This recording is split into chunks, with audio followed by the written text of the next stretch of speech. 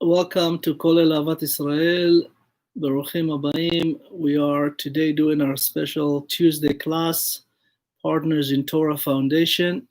And as usual, I want to first and foremost, with deep gratitude to our sponsors, Mr. and Mrs. Selwyn Isako, Partners in Torah Foundation. As we mentioned, and Be'ezrat Hashem will continue to do so, this is foundation that actually, Baruch Hashem, reaches 1,500 cities around the world through Partners in Torah. So again, we want to say thank you. We want to also do refuah shlema to Flori bat Rachel, Karen bat Aliza, Shulamit bat Tzipora, Rivka, אחות של אביבית, בעזרת השם, רפאל בן אליס,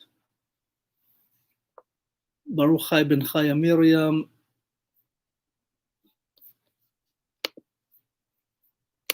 זהבית בת טובה, יחד עם כל חולי עמך ישראל, אין לרפאנה להם, אין לרפאנה להם. And of course, we also want to say thank you to all of you watching online and being with us. And Baruch Hashem, we are very happy to have you on board. And please do share the class with everybody. We thank you so much. Be'ezrat Hashem, we're going to start. So, Parashat Vayishev. Vayishev, as we know, this is now Yaakov Avinu, is after he's done with being outside of the land of Israel for 36 years. He comes and resides within the land of Israel after the meeting with Esav and breaking apart, their so-called partnership originally as brothers. And Esav goes to his place, Yaakov goes to his place. Yaakov, it says, Vayeshev Yaakov be'eretz megorah aviv be'eretz Canaan. The word Vayeshev has a lot of, beautiful understanding and hidden messages with it. And we'll see that at the end, everything will come and it will be meyushav. The word Vayeshev is really to sit down. But HaKadosh Baruch Hu, the Rashi says that HaKadosh Baruch Hu was upset with Yaakov Avinu, and the anger of Yosef jumped on him.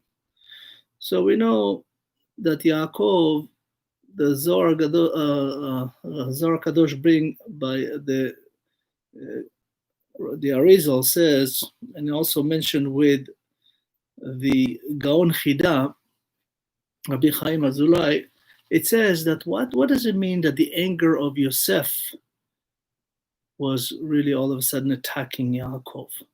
So Yaakov has been through a lot. As we know, he's been out of the land of Israel for 36 years. He had all this problem between, Esav, Lavan, Dinah, everything that happened. And now Yosef, anger is about to ensue. So Yaakov Avinu was really, the Zohar Kadosh says that he wanted to basically cancel the promise of HaKadosh Baruch Hu that promised Avraham Avinu. Avraham Avinu was promised in the covenant when HaKadosh Baruch Hu put him to sleep, and of course he told him that the people of Israel, his children, will go to slavery for 400 years. Yaakov wanted to cancel that. He became to reside in the land of Israel. And we know that the land of Israel would not be given to the people of Israel only after the slavery in Egypt and 40 years in the desert, which is over 250 years from now. And Yaakov wanted to cancel that. And the Roges of Yosef, Roges, which spells in Hebrew Resh Gimel Zayin, in numerical code is 210, meaning that the slavery of Egypt was 210 years. And only after that will happen, then you can reside in the land of Israel. And this is what it means, the anger of Yosef. So if we know when Yitzhak was born, he was born on what we call the 15th of Nisan, Passover, at the year 2048. And the people of Israel will come out exactly 400 years later out of Egypt, on the 15th of Nisan, Passover, 2,448 to the Jewish count. Yaakov was trying to change that. And that's what it means that first, the tzaddikim are not allowed to rest in this world, so to speak. You cannot sit down. We know tzaddikim have a lot of problems, and they also have a lot of responsibility. And we only sit really, we say when we YESHEV, and when the book of Psalms and the book of Song of Songs and the book of Mishlei and Kohelet, they all say that, we'll sit, the tzaddikim sits in the heaven and enjoy the lights, the aura, the noga of Ziva Shekhinah. So first and foremost, when you said Vayishev is not really sitting. The neshamot don't sit, they don't have a body, right? The body remains behind, but the neshama goes to the heaven. And when it says Vayishev, mean that everything will be understood. Yemeyushav beda'atcha, meaning that the understanding of everything then will settle. Then you can really understand and, so to speak, have a conclusion of what the Torah and the secrets of the Torah means and why everything happened and what we should learn from it. So it says that Ele toldot Yaakov Yosef ben 17 shana. It says this is the lineage of Yaakov, but we see that really the Torah only lists Yosef. It should have said this is the lineage of Yaakov, and then list the 12 tribes. As we know, Yaakov had 11 children at the house of Lavan, and one daughter. 11 boys and one daughter, Dinah. Binyamin was born in Israel, and his mother passed away, Rachel. But the Torah only lists Yosef. So the Zohar explained that Yaakov, as we know originally, was set to marry Rachel, and he saw the amazing neshama of Rachel when he saw her first at the water well. As we know, he said that he kissed her and cried. He kissed her and cried for many reasons. One of the reasons that he saw that really this is the absolute neshama that can bring Mashiach ben Yosef, the Messiah, and what we call the Olam Haba and Gan Eden, everything that has to do with the resurrection of the dead, everything has to do with this third and final temple, it all will come from Yosef. So he says, really, my essence is Yosef. The Gemara will tell us that Yosef and his father Yaakov were exactly matched with 24 things between their bodies and their souls. Both of them, as we know, they said that everything that happened to them, their brother hated them. They were both born circumcised. They were both went to Egypt. They both were died in Egypt. They both buried in Israel. They both have dreams. Many, many things. 24 is, by the way, this is the 24 gifts of Kehuna. The high priest has 24 gifts. And Yaakov and Yosef were merited all these gifts, but in ways that they match exactly the same. So we know that when it says Yosef is really the essence of Yaakov. Instead, the Torah says that he's 17 years old. When the Torah mentioned a date of how old this person is, it's really not for just the sake of, to tell you how it was. It's tell you also a prophecy. The word 17 in Gematria is good, tov, in numerical code. But also, it's the nevuah, the prophecy that Yosef and Yaakov would live together 17 years in Egypt in the future.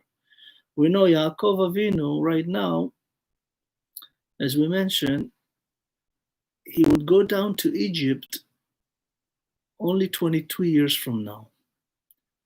And Yaakov will be 130 years old. Right now he's 108 years old when Yosef is 17. And in 22 years, which is very interesting, the amount of years, this 22 years will be exactly the same amount of years that he was missing from being on the road and in Lavan's house. He's been 2 years on the road and 20 years with Lavan, and hence he did not do kibud avayim, respecting the mitzvah of respecting his parents, for 22 years. And that's exactly how long Yosef will be outside of the life of Yaakov, for 22 years. And as we know, when he went down to Egypt with the 66 people, all, by the way, his children, both daughters and sons, he would be 130, and then he would live with Yosef for 17 years. The Torah says that Yosef was the shepherd of his brothers. Which brothers? The sons of Bilhah and the sons of Zilpah, the wife of his father. So we see here that first, we don't mention the children of Leah. You know, Leah had 6 boys and a daughter.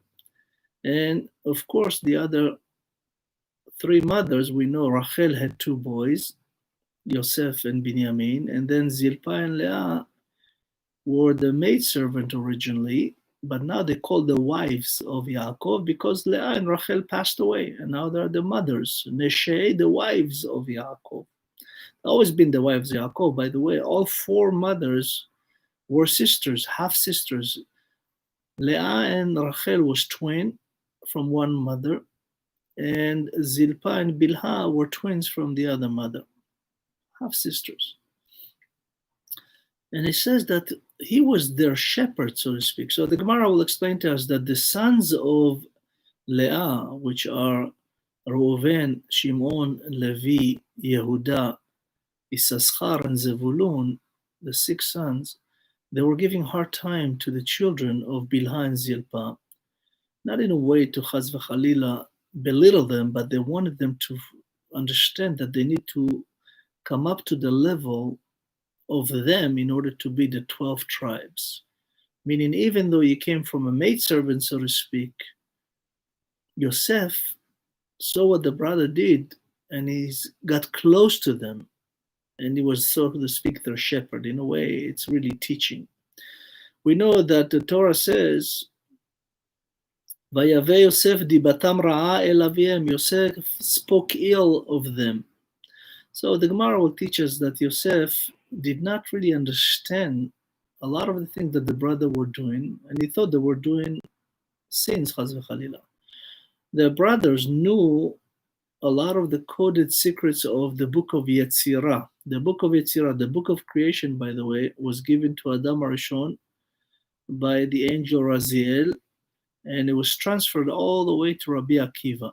This is really a book that teaches you how to say things, and it's called Kabbalah Ma'asit, how to say things and make things physical by words.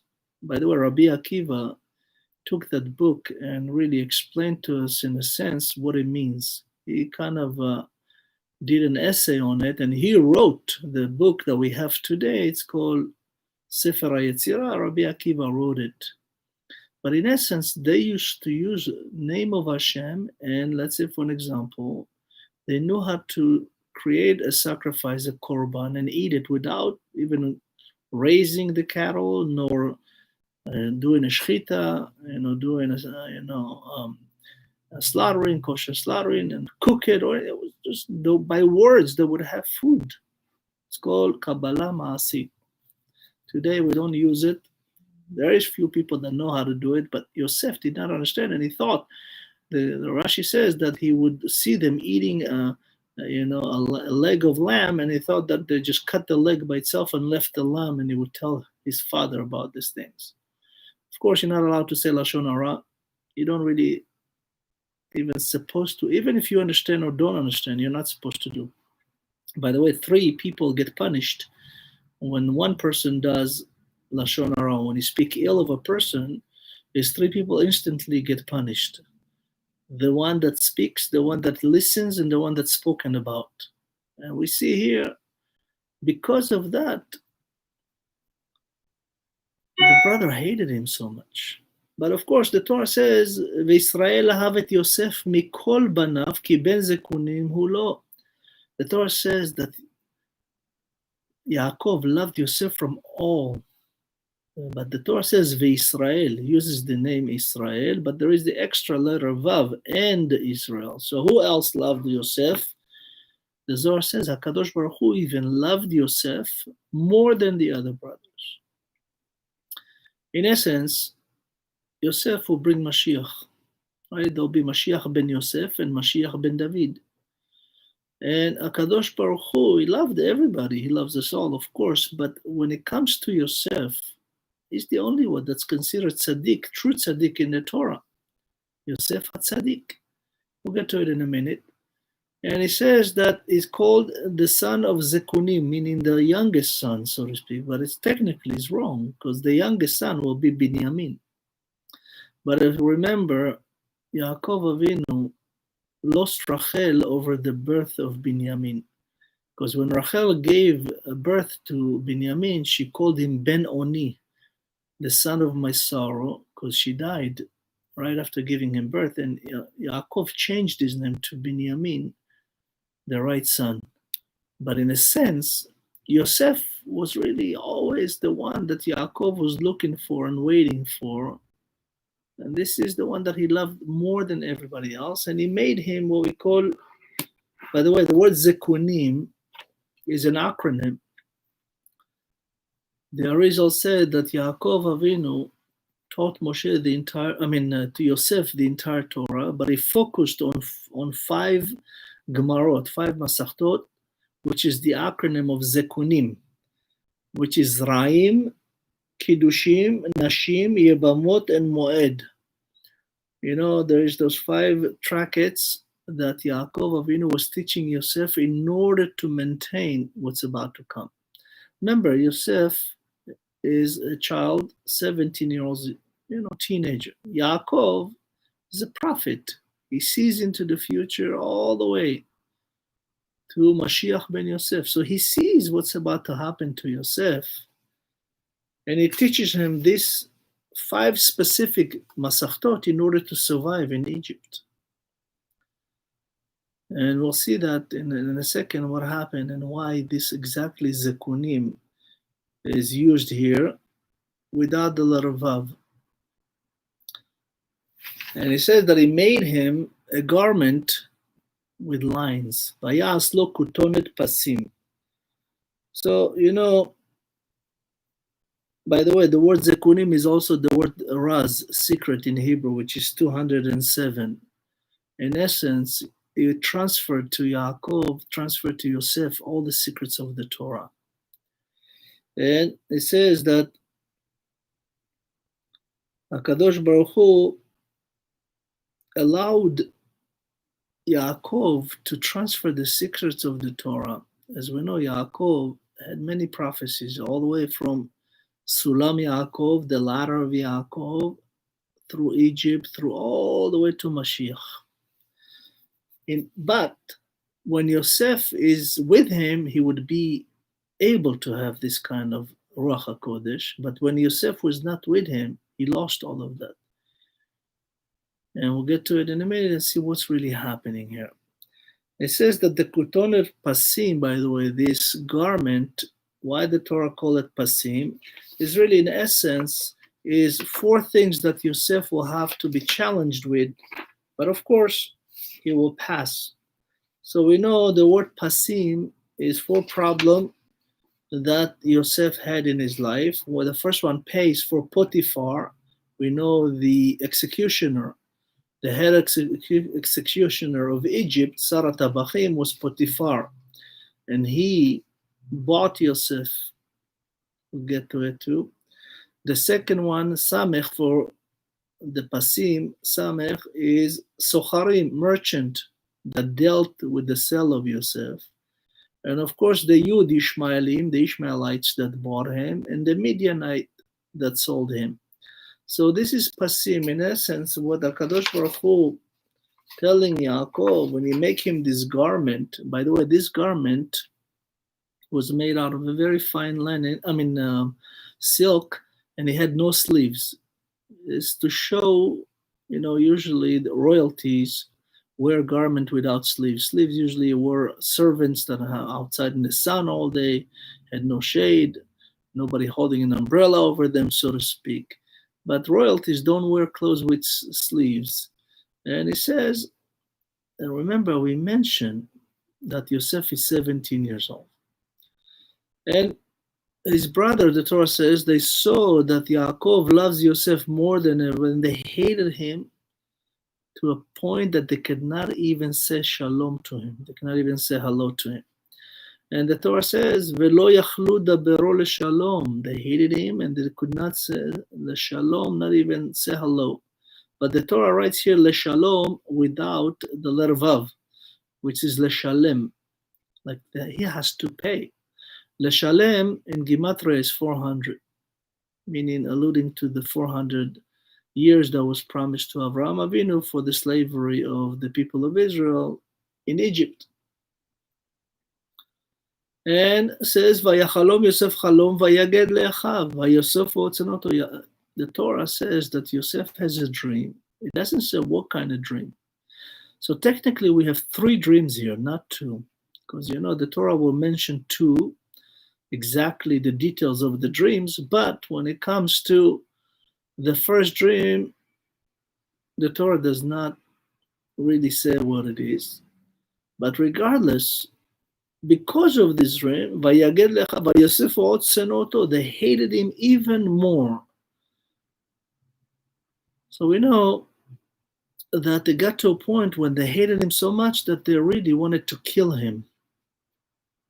It says that they hated him more. Od senoto, the hainu, meaning that they hate him to a place that not even not be able to say hello to him, but they wanted to kill him now. And we'll see, that's what they're going to try to do later. So Yosef is now bringing them, Vayomer alehem shimon na, it says, please listen to me. The word na, it means in Hebrew, please. It also means ra, and also means other things when it comes to requesting from Hashem.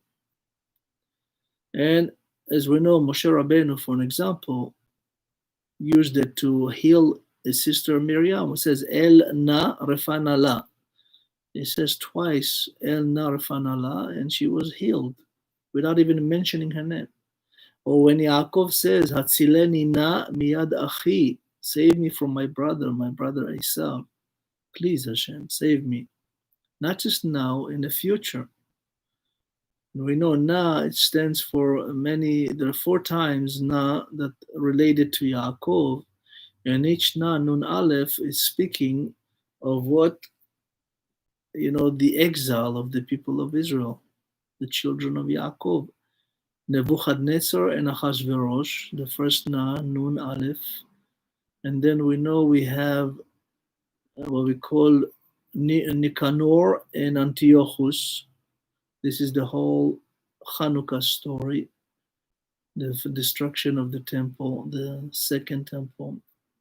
And then we know that there will be the other na, which is Neron and Aspicianus, will come to destroy Yerushalayim and the temple. And the other na is Nun Aleph for Natsrut and Islam, Christianity and Islam. And all 4 nas related to Chaz destruction of the people of Israel.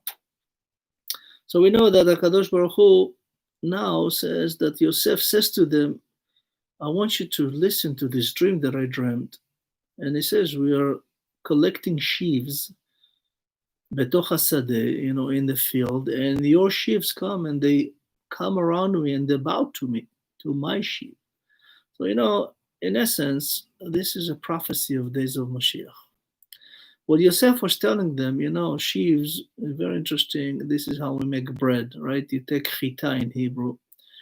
Many people don't know, but if you want to really explain what's the resurrection of the dead, you can learn it from just the sheaves, from just the wheat, the chita, the barley. When you take those seeds of chita, of these sheaves, they could be thousands of years in a dormant situation. The moment you put them into the ground, and pour a little bit of water, they grow. For an example, when they did the excavation of Masada, as we know, the people that killed themselves, committed suicide in order not to fall in the hands of the Romans, they had a storage of clay vessels that had a lot of the seeds and stuff that they used to grow on Masada in the mountain. 1,000 years later, they found this and they planted it in Israel about 15 years ago, and all of it grew. There's all kinds of trees, from dates to sheaves, chita, barley, all kinds of trees that were dormant for over 1,000 years. In essence, that's what we come when we do Tchiyat HaMetim. Our bodies come back from the ground, so to speak. When the prophet Yecheskel, as we know, he was the one that was prophesied. Hashem showed him the resurrection of the dead from the bones that were in the desert. Those, by the way, was 30,000 members of the tribe of Ephraim that left Egypt before, 30 years before the end of the 210, and the Hashem did not allow it, and they all died by the Philistine, and they were all dry bones. And Hashem says, do you believe in the resurrection of the dead? And Ezekiel was not sure. So Hashem showed him, and they walk and start talking and, putting on skin and all the organs and ligaments. So in essence, what Yosef was telling them, I want you to know one day, Mashiach will come, we'll have the resurrection of the dead. And it's not me here now telling you this is what I want you to do for me. It's for the Mashiach ben Yosef. When the Mashiach ben Yosef will come with Mashiach ben David, the Messiah, you'll see that all will be bound to him, so to speak. His brother says, are you going to rule over us here, now, and then? We're talking about two different time periods. And they hate him even more. So we know that he had another dream. And now he says that I dreamt about the sun and the moon and the 11 stars bowing to me. And he tells that to his father as well. He said that his father was upset with him, and he asked him, what is this dream that you're dreaming? Asher chalamta, the Torah says, the Torah could say just, what is the dream that you dream? Why is this the dream? Asher, in order for, is an extra word here. So, Asher chalamta, if you take the last letter of the word Asher, and the word chalamta, it will spell Rachel meta. Yakovs says, how can you dream that your mother is going to bow to you? I can see me and the 11 brothers, yes. But why your mother? Rachel is dead. Rachel meta. Yosef says to him, no, it's actually Bilha. And as we know, at the end, all the brothers will come with their Yaakov and his wives and bow to Yosef in Egypt, except Binyamin, 11, not 12. Why? Because Binyamin was already with Yosef.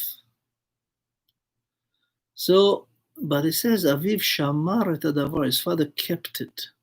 Shamar, by the way, is three things that were obligated that the Roman and all the nation, the Babylonian that wanted to destroy us, that's the first three things they put a restriction on, is the acronym of Shamar. Shamar is to guard, but it's in Hebrew, Shin Mem Resh.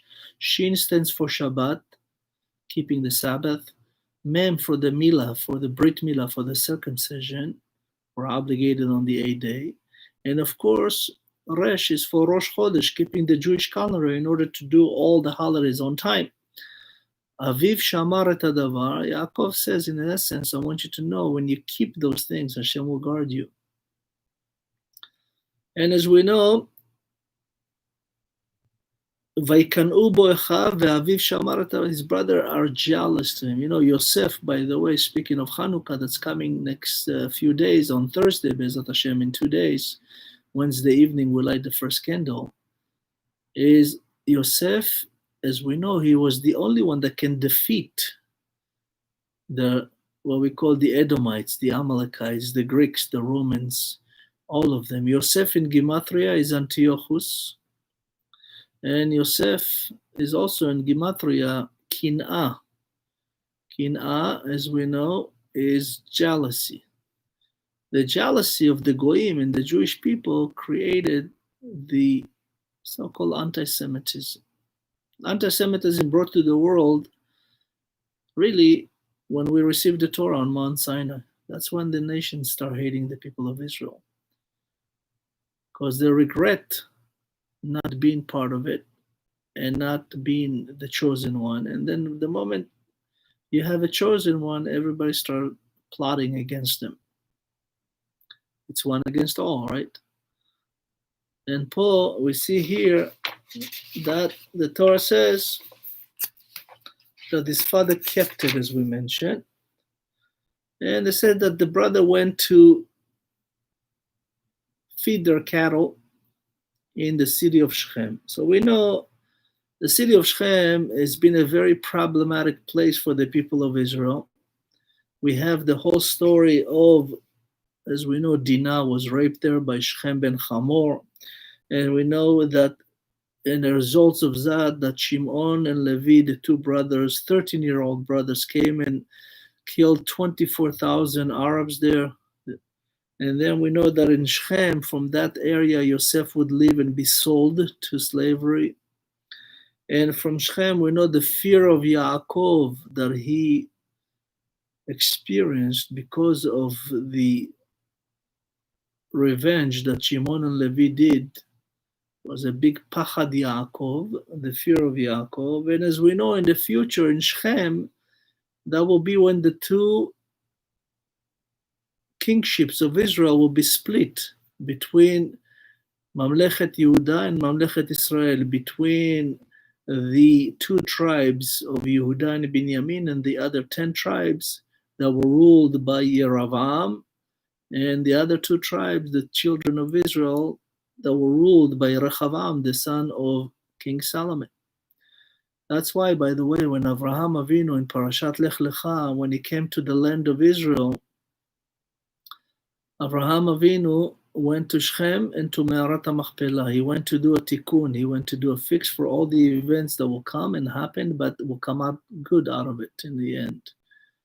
And that's exactly where the Torah says Shechem. And it says, Vayomer Israel el Yosef, halo achicha ro'im b'Shechem, lecha v'ashalcha elehem. And Yosef says, Hineni, Yaakov comes to Yosef, this is, I want you to go to check on your brothers. But the Torah says Israel, and Yosef says Hineni, meaning I'm ready, just like the Akedah, when Yitzchak says I'm ready, when Abraham says I'm ready, when Yaakov says I'm ready. Hineni means I'm ready to die for it, so to speak. Now remember, Yaakov knows what's about to happen. But throughout it all, he says, go look at them. He doesn't say go listen or talk to them. He says, Lechna re'eh et shlom achicha. So I want you to go see the peaceful, not talk to your brother, see the peaceful within your brother. And then come and report to me. In essence, this is also a prophecy for the future, that Yosef will come to see the peace, meaning the days of Mashiach, when there'll be peace in the world and there'll be no more enemies, there'll be no more wars, there'll be no more Yetzer Hara, it'll be only Shalom. But it says, Re'eh, I want you to see, in a sense of a prophecy, because he knew that his brother already hates him, they can't even say hello to him. But the Torah here adds the letter Vav for Shalom, meaning to say, here's the peace that's coming in the future.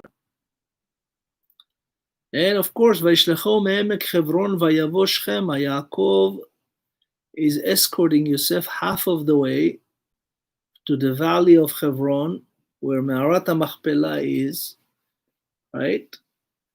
And through this process, Yaakov is teaching Yosef about Eglah Harufa, which is, it's what happened if, God forbid, if there is a body found between two cities, and they don't know who it belonged to, There is a mitzvah process where to bury this body, and then you have to take a female baby calf, a female cow, and slaughter it. And you have to pour its blood to the river, and you have to bury the body in the city that it's usually has a better beidin and better, people and all. But really, Yaakov was teaching him this whole process. Egla, by the way, is also the word we use in Kaddish, Ba'agala uvizman kariv, meaning in the days of Mashiach. We know until today we had 9 red heifers, right? And the 10th one will come with Mashiach ben Yosef. The last red heifer will be exactly when Mashiach ben Yosef in the future will come. And as we know, Yaakov leaves him. He's basically leading him now into the exile.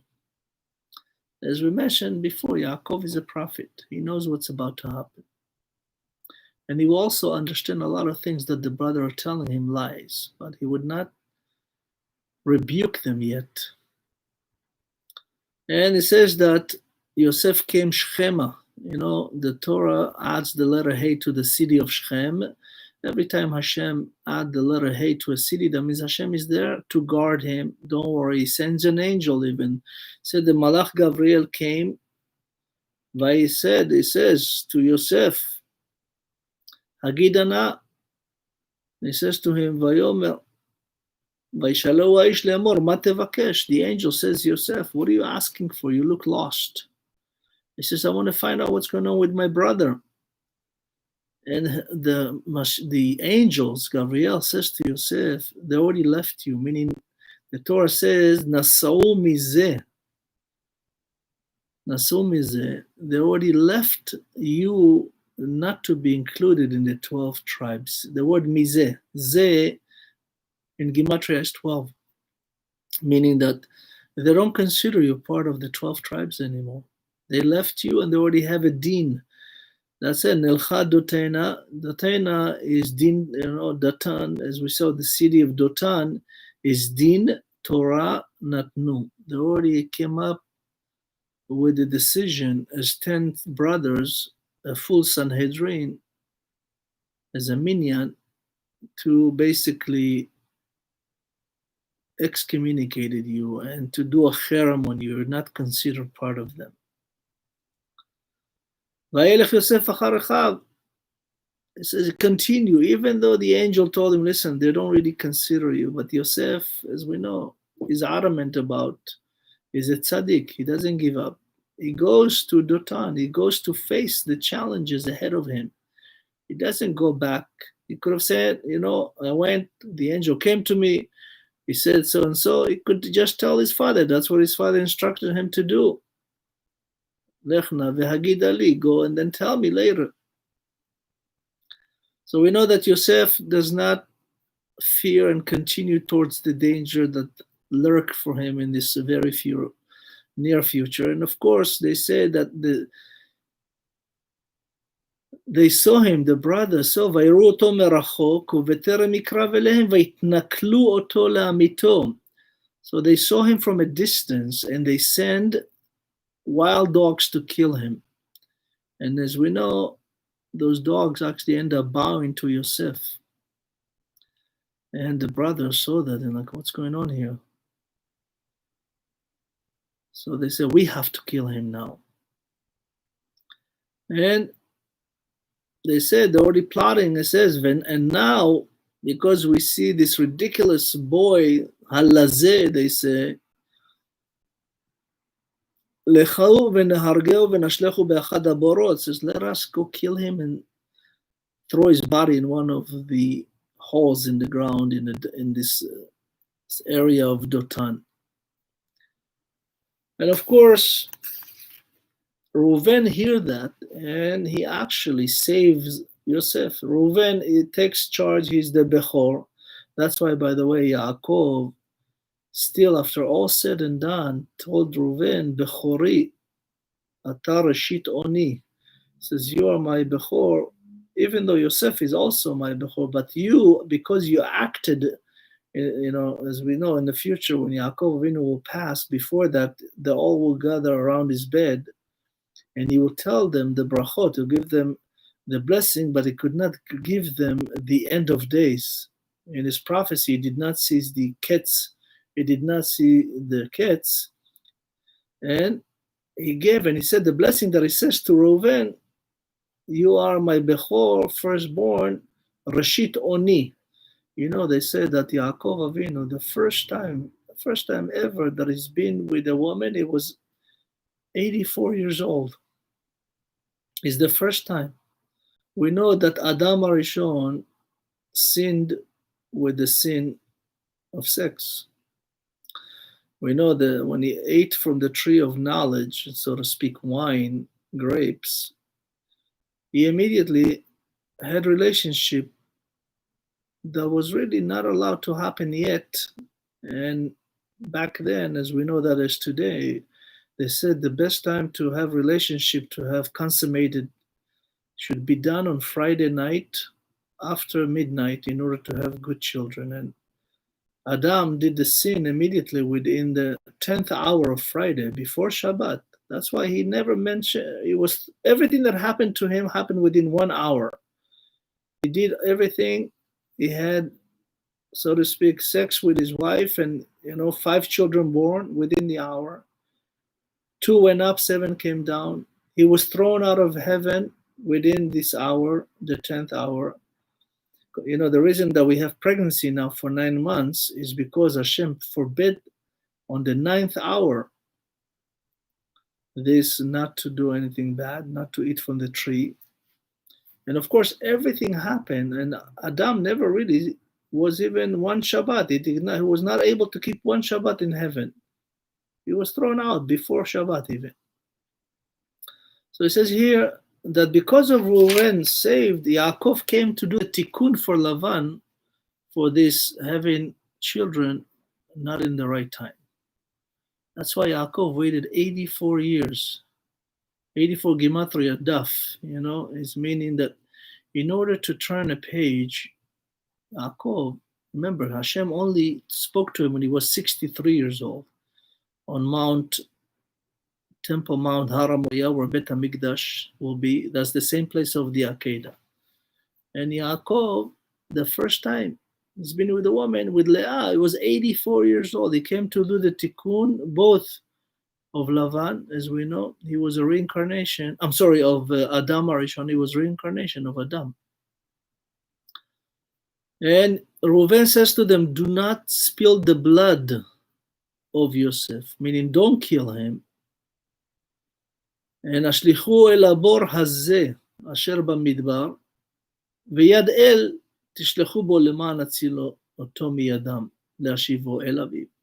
Reuven, in essence, he sees something amazing. Reuven, the Gemara says something unbelievable.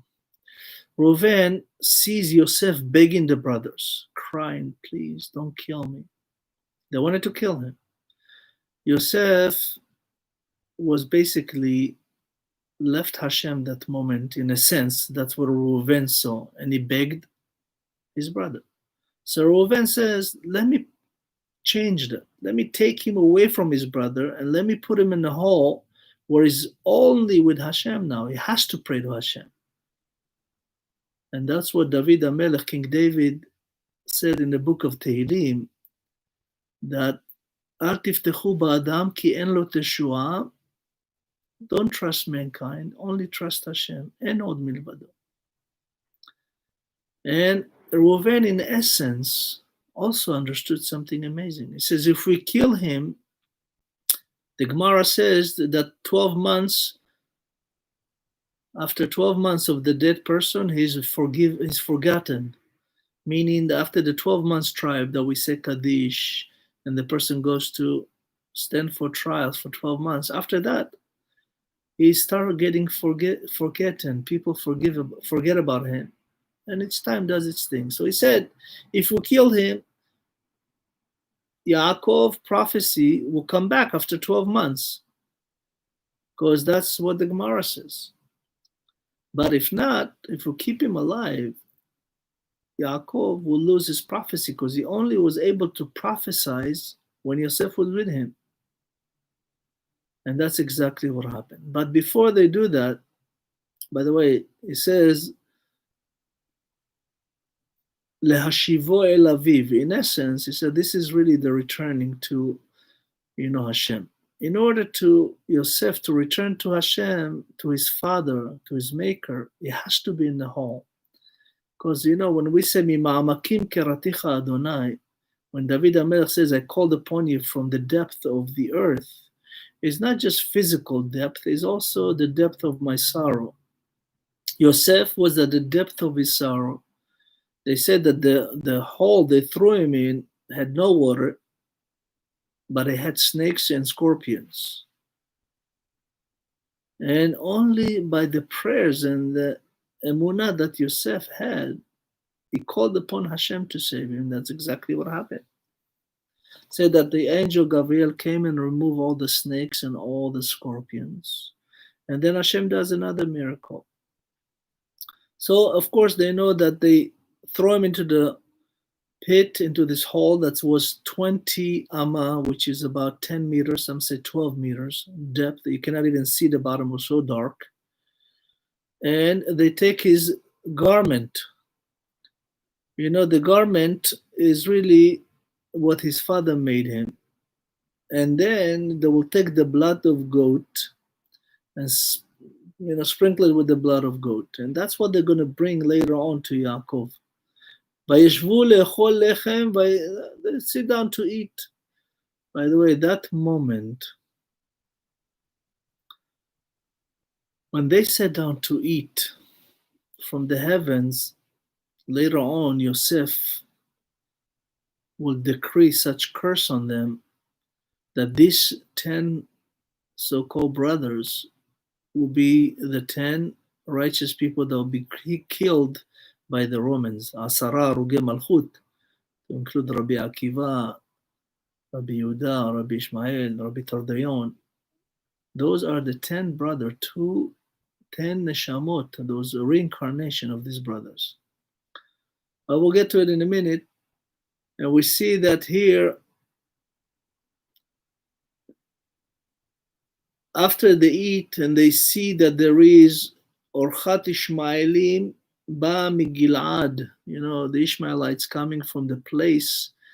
Gilad, by the way, is the place of Galeed. That's where Yaakov and Lavan did the oath between them not to fight anymore.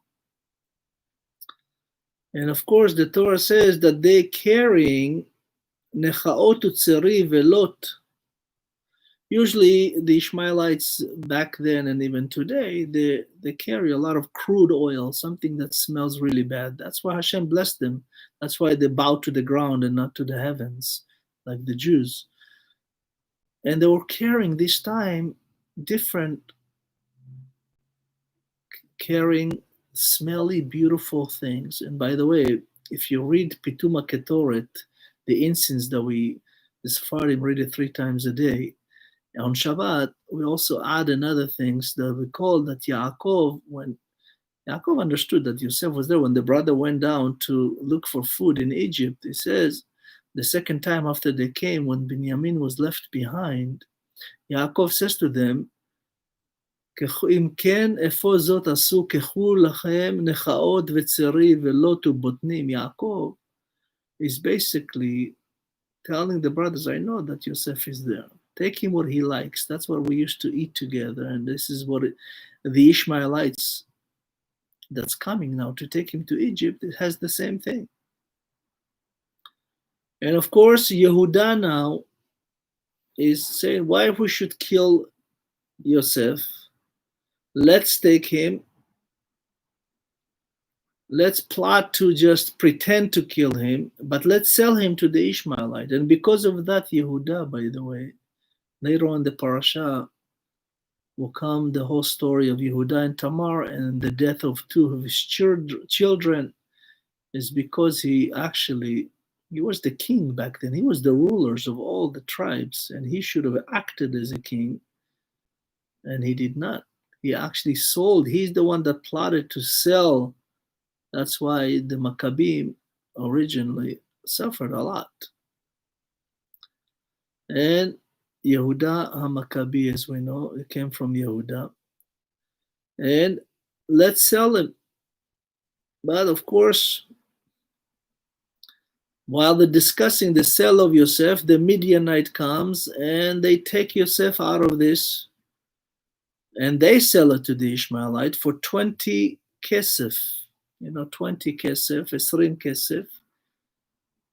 Is really, we're talking about, they're saying that each of the brother gave 20 kesef. It's 180 altogether, because there were 9 of them. Reuven went back to serve his father, but because he was there at the beginning, the Shekhinah joined and agreed that Yosef has to be sold and go down to Egypt in order to secure redemption. And as we know, Reuven comes back to the hall and he sees that Yosef is not there, and he, Vaikra begadav, Vayomer, Hayeled inenu, ve'ani anna ani ba. In essence, what Reuven says, this is when we come to this world and we're about to return to Hashem, to our Maker. He says, Vayamot Hayeled inenu, meaning that this child that came to the world now dying and is not, excuse me, you don't see him. Ve'ani ana ani ba. Then you ask, where am I going? Like, how can, this neshama that Hashem gave us in this world came down here as a baby, and then we have to go back. And how can we return to Hashem if we did such atrocities? And of course, ויקחו את כותונת יוסף וישחטו שעיר עזים ויטבלו את הכותונת בדם. They took exactly the same kind of goat that Yaakov took in order to receive the blessings from his father Yitzchak. וישלחו את כותונת הפסים ויביאו אל אביהם. They went and they sent this garment to their father. They did not take it himself. By the way, in the future, questions ask, why Yosef, even though he promised them, when Yaakov passed, the brothers were terrified. The brothers, now it says that our father died, Yosef will take revenge. He's the king of Egypt, he will kill us. But Yosef says, don't worry. You thought bad, but good came out of it. But in essence, when Yosef sees the brothers 22 years from now, he sees them and he says, Meraglimatem, you are spies. In essence, he punished them being the spies, the 10 spies that will die in the desert. And will be the 10 tzaddikim that will die later by the Roman, the Caesars that start learning Torah. He actually learned. He said, if you sell your brother to slavery, you must die. That's the payment. That's the punishment. And he came to Rabbi Akiva and he says, is that true? This is what I learned in your Torah. And actually, one of the rabbis, if I'm not mistaken, Rabbi Yoshua, asked heavenly court, and they say, yes, he's right. And they say, yes, we accept this death. This is really to punish the brothers for 2 things. The brothers sent this bloody cloth and not took it themselves. And second, when they ask forgiveness from Yosef, they did not go themselves. They send Bilha to ask for forgiveness. And of course, it says here, ויאמרו זאת מצאנו הכר נא כותונת בנך היא אם לא. So we found this. A line, of course. ויקיריה ויאמר כותונת בני חיה. You have to put a comma here. The the Gemara in Masechet Sofrim, if I'm not mistaken, page 21, Chaf Aleph, says something amazing.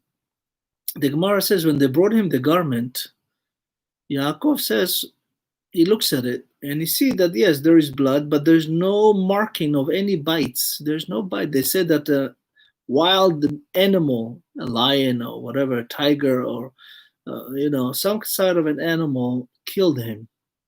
In order to kill him, it has to bite through this garment, right? That's what he had on him. But Yaakov looks at it and sees no holes. He just sees the blood. So he went, the Gemara says that he went and gathered 12 stones, and he wrote each of the tribes marking on it, meaning like the so-called zodiac signs that we know today. And he wrote the name of each tribe and each brother and the zodiac sign, and he asked all the stones to bow to the leader, and they all bowed to the stone of Yosef. So he realized something is wrong here. Yosef is not really dead. If he was dead, they would not bow. The stones will not bow. We know that Yaakov had the power to take stones, put them around his head, and they gather into one. He had control over nature. So he did the same thing with trees. He took 12 trees and he did the same marking on the trees, the Gemara says, and all the trees bow to the tree of Yosef. Etz va'even, tree and stone. Here, by the way, is the curse that brought upon the people of Israel.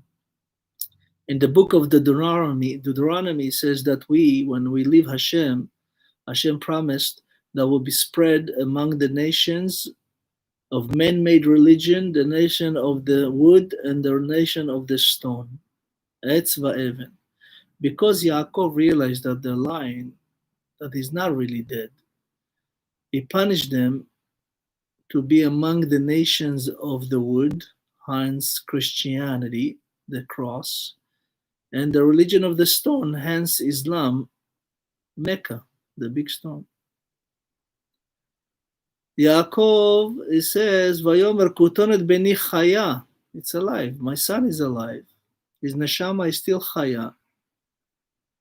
But I say, Ra'a chalatu tarof toraf Yosef. He says, very bad thing happened to him, meaning the Lashon Hara, and this twice they'll be punished. Tarof toraf Yosef. Yosef is cursing them twice, one to be the spies and one to be the 10 righteous people that would die with the Romans. Vaitabel al beno yamim rabim, meaning that he was in mourning many, many days. Remember, as long as Yosef is not with him, he doesn't know clearly where he is, or doesn't know what's going on, but he understands that he's not dead. It says, Vayokumu kol banav v'chol benotav. By the way, here we see that with every son that Yaakov had, he had a daughter with him. All the daughters married the brothers. Back then, you could marry brothers and sisters until the Torah was given in Matan Torah in Har Sinai on the 6th of Sivan at the year 2448. That's when you're not allowed to marry family members. And he refused. Vayomer ki yered el beni avel she'ola vayevek oto aviv. He says, I know you put him in a hole, meaning you put him in the Sheol, like a place that's so deep, like Chaz v'Chalila was hell for him, and he was crying for him. And then the Torah continued, והמדיינים מכרו אותו למצרים לפוטיפר שריש פרעה שר הטבחים. So we know that the Midianites sold him to a guy named Potiphar. Potiphar, by the way, was the executioner of Egypt. He was gay. The Torah says that he was saris paro. He had no male private parts. He was what we call castrated. There's two thought of understanding. One of them says that the angel Gabriel castrated him because he was gay, and he bought Yosef for acts of Sodom and Gomorrah, because Yosef was handsome, a young man, beautiful, and he saw him and he bought him as a slave. And the other one says that, of course, because he was the servant of Pharaoh, Pharaoh used to castrate all his servants so they don't go after his wives and concubines and everything that he had. Hence, that's why Zulicha, by the way, was the wife of Potiphar. Her name was Zulicha. She kept chasing Yosef to be with her sexually. Her husband technically had nothing to offer. But the Gemara said that Zulicha had understanding, partial understanding of the future, that from her home will come two great children for Yosef, Ephraim and Menashe, but she miscounted. It was from Osnat. Osnat, by the way, was the daughter of Dinah, and Yaakov sent her to Egypt to be guarded by Potiphar, and he gave her a note of a blessing and a verse from Tehillim that she's the daughter of Yaakov. That's when Yosef became the viceroy. She threw that necklace, and he read it in Hebrew, and he knew that this is from Hashem, and that's his shidduch, Osnat. So, now we go to the story of Yehudah and Tamar. So we mentioned Yehudah. It says, Vayered Yehudah me'et Echav, meaning that Yehudah was reduced from the level of his brother. And now, as we know, Yehudah, it says that he had, by the way, he went to his friend, the Adulami Shmo Chira. His friend Chira, that used to live in a place called Adulami, which is in the south of Israel. That's the same place that David HaMelech will go to when he escaped from Shaul. Because, David HaMelech came from Yehudah. Yehudah is Yud Hey Vav Hey, the letters of Hashem, and then the letter Dalet, David. From him will come King David. Yehudah in numerical code is 30. That's when King David became a king, when he was 30. And he came, of course, from Yehudah.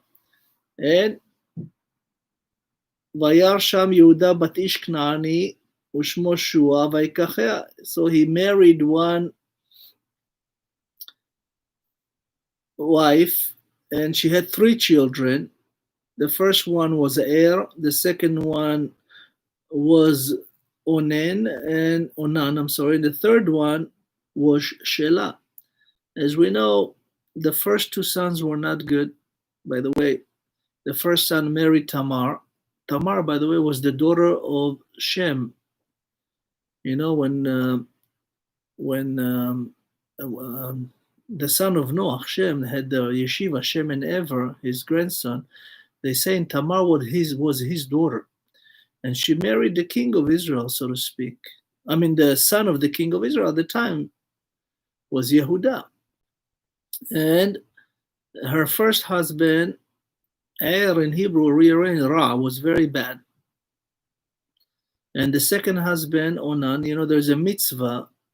If you marry the brother and the brother died, you're allowed to marry the next kin, the next brother. It's called Yebum. Yebum is a mitzvah to continue the name and the blessing and the honor of your brother that passed away. If he had no children and you have no children, you can marry his wife if you want to, and if the wife wants to.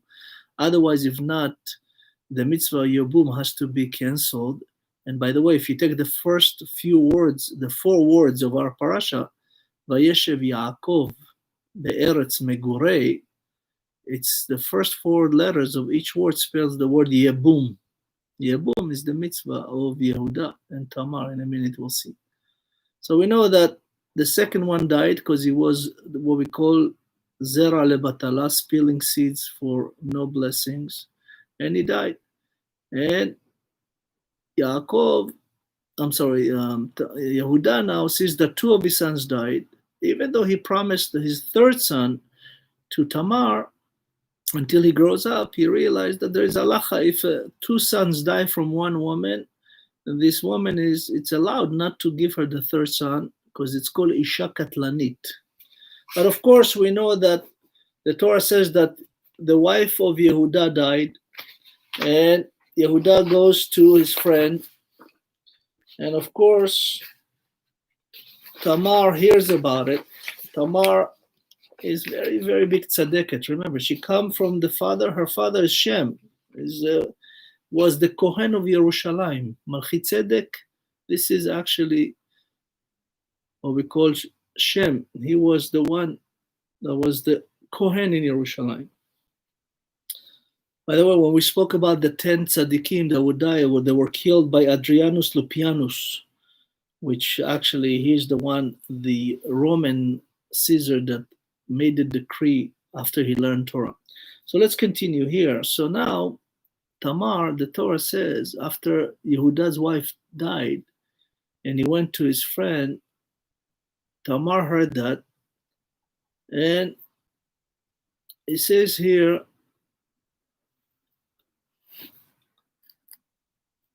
that that Yehuda went down to visit his friend. ויוגד לתמר לאמור, הנה חמך עולה תמנתה. It says, look, Yehuda is leaving, he goes to this friend there. The Torah says, ותסר בגדי אלמונתה. She took off her black clothes that she was mourning for her two husbands, two brothers. And she covered herself with a scarf. In essence, when you want to be chas v'chalila promiscuous, you actually show more, right? But here the Torah says, actually, she covered with a scarf. And she sat in a place right on the road where Yehuda will be passed, because she saw that the son, Shelah, which is supposed to be hers, Shelah means hers in Hebrew, it was not given to her to be a wife. But she understood that from Yehuda, Mashiach ben David will come. So she went to continue this amazing mitzvah of lineage with the king of Yehuda, meaning, and she sat in a place where Yehuda will pass, and Yehuda did not recognize her. When he saw her, he says, the Torah says, Ki lo yada et kalato. They say that Yehuda, and back then, they were so humble, and the humility in the home, they didn't even know their kalot. They didn't know even, who's married to who. They never looked at them, nothing. They would look only on men, not on women. There was such yirat shamayim v'yirat einayim that Yehuda did not even recognize Tamar. He didn't know who she was, even though she was his daughter-in-law, twice. And he wanted to be with her. And she says, what are you going to give me? And he says, I'll give you a tzon. It's very interesting. This is, by the way, the prophecy of Mashiach. So the Zohar Kadosh says, the Baal HaTurim says also, that when Tamar asked Yehuda, she asked him, what are you going to give me? Right? What are you going to give me? When she says, Mati ten li ki tavo elai, Yehuda wanted to be with her. And remember, she's pretending to be a harlot now. And Yehuda says, I'll give you a goat, minatzon. I'll give you, it says, Anochi eshlach gdi ezim minatzon. I'll give you a goat from the tzon. In essence, he says to her, I'm going to give you a zim minatzon. A zim minatzon in Gematria is Mashiach, 358. He says, I'm going to give you Mashiach. Yehuda and Tamar, really, the essence of this relationship was to bring Mashiach in the future. From them will come the first twin that has blessing from Hashem, and the letter Aleph appears and the letter Yud appear, not Tomim, Teomim, meaning that from them will come Peretz and Zerach, and this is Mashiach ben David. So we know that after all said and done, he sent she asked for collateral because he didn't have the goat, and she says, give me et chotamcha, et tilcha, ve'et matecha, meaning give me those three things that belongs only to you. And this is the seal, the chotam, by the way. This is the same seal of Yehuda Maccabi in the future that was from the Kohanim, had the seal of the oil. In essence, this collateral she was holding on, and when somebody came to him and said to him, listen, your daughter-in-law sinned, she needs to be burnt, so to speak, by the Sanhedrin, Yaakov said to Yehuda, listen, this is your daughter-in-law. Gather your 10 brothers, there'll be 11 of you, you'll be the head of the Sanhedrin. You make this judgment whether to burn her or not. The Rashi and the Gemara says there was just to burn her forehead, not to put her at the stake and burn her. We don't do things like that. And when she came to this court where everybody's watching, all the 11 tribes, and Yehuda is the judge, so to speak, she could have easily humiliate Yehuda and says, what are you talking about? You're the one. What are you pretending to be all holy now? You are the father. But she didn't say that. She did not humiliate him. She just held the collateral. Says, whoever gave me those three things, and she did it in the same order that he gave it to her. So he knew that, she's so righteous. She did not first wanted to harm him. Second, it was private between just the two of them. Third, she gave exactly the same order she received. So she did not chas v'chalila send somebody else or told anybody. It was her all alone. And that's why Yehuda said, Tzadka mimeni, she is more righteous than I am. And it says that from that, the word Yehuda is come Yehudi, to be Jewish, to honor Hashem. Really, there's one and only truth, is the Torah. And we know that after all said and done, we go back to the cell of Yosef now. As we know of Potiphar Borem, and as we mentioned, that he, God forbid, wanted to do bad things, but of course Hashem made Yosef very, very successful.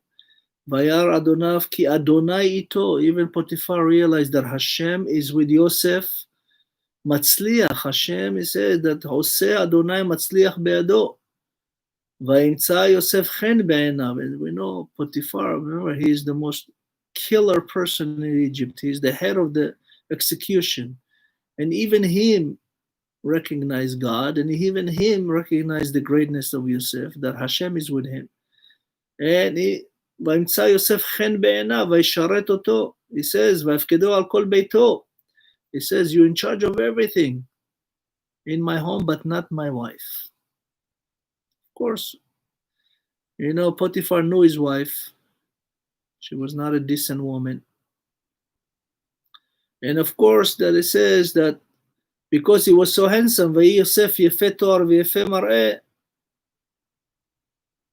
that he says that Zulicha, the wife of Potiphar, tried every day 10, 12 times to seduce him, different clothes, walking naked, all kind, nothing. Yosef, every time his father's face will come in front of him, and that's why he was able not to change his eye, and that's why the evil eye never controlled Yosef. And he was able to overcome this. Remember, he's a kid, 17 years old kid, the most richest, most beautiful wife of Potiphar, a woman, they said she was the most beautiful woman in Egypt. And she tried to seduce Yosef, and Yosef never fall for it. And of course, she does what she does and lies, and Yosef goes to jail for 10 years. By the way, those 10 years are against the Lashon Hara that he spoke against his brothers, one for each. Vaydaber diba. Right, he spoke Lashon Hara about the 10 brothers. And after all said and done, there is two of these ministers of Pharaoh that are in jail. He solves their dreams, but then he asked them, of course, not to forget him. And because he asked them 2 words, remember me, he was punished with extra 2 years in prison.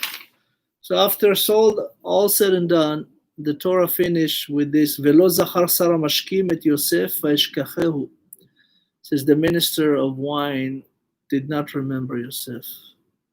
Vayishkachehu, meaning you don't need Yeshua from people. It's all from Hashem. They forget all the time. People can promise you things, they don't do it, they don't follow through. Only Hashem follows through with everything that He promised. So Be'ezat Hashem, I want to finish this class and thank you all for being with us and sharing this class. I'm Rabbi Dahan for Partners in Torah, Kolel Ahavat Israel in San Diego. Again, I want to thank our sponsors and all of you for being with us. God bless you. Have a wonderful rest of the week, and Be'ezat Hashem, Happy Chanukah coming upon us on Wednesday evening. Be'ezat Hashem, tomorrow we'll continue with our book of prophets, with the stories of David HaMelech on all his events. Join us tomorrow as well. Thank you so much.